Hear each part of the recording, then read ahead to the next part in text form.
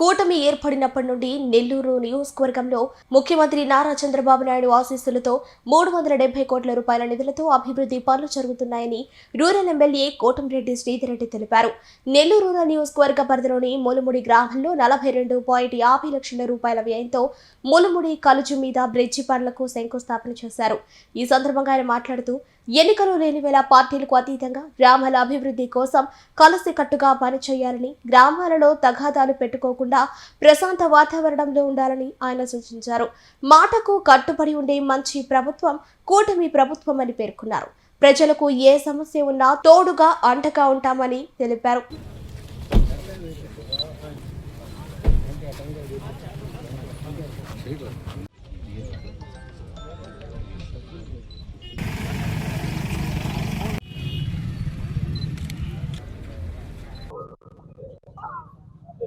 ఈ ప్రాంత వాసుల, ఈ చుట్టుపక్కల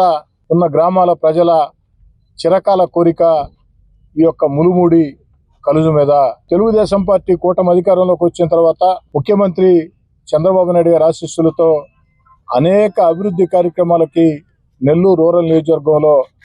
ప్రారంభించుకొని వాటిని పూర్తి చేసుకోవడం కూడా చెప్పిన సమయం ప్రకారం సకాలంలో పూర్తి చేసుకొని ప్రజలకు అందించడం జరిగింది. అంతేకాకుండా ఈనాడు మరలా అనేక అభివృద్ధి కార్యక్రమాలకి శంకుస్థాపనలు, కొన్ని ప్రారంభోత్సవాలు, ముఖ్యంగా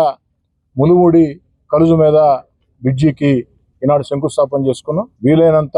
త్వరగా నాణ్యత ప్రమాణాలతో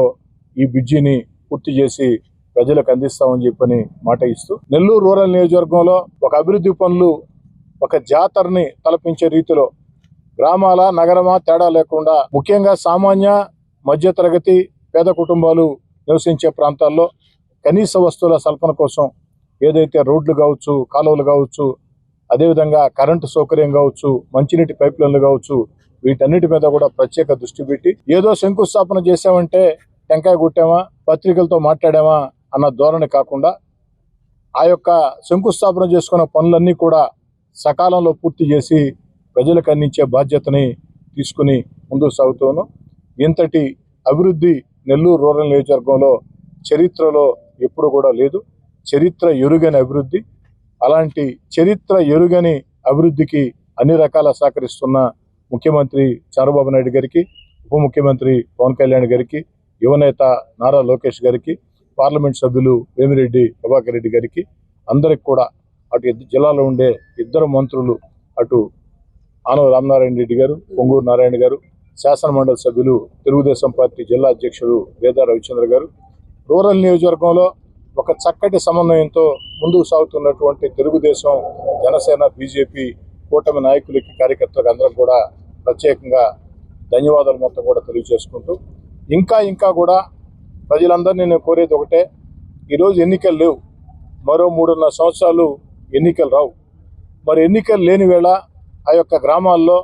ఆ యొక్క ప్రాంతాల్లో అభివృద్ధి పనుల సాధన కోసం అందరూ కూడా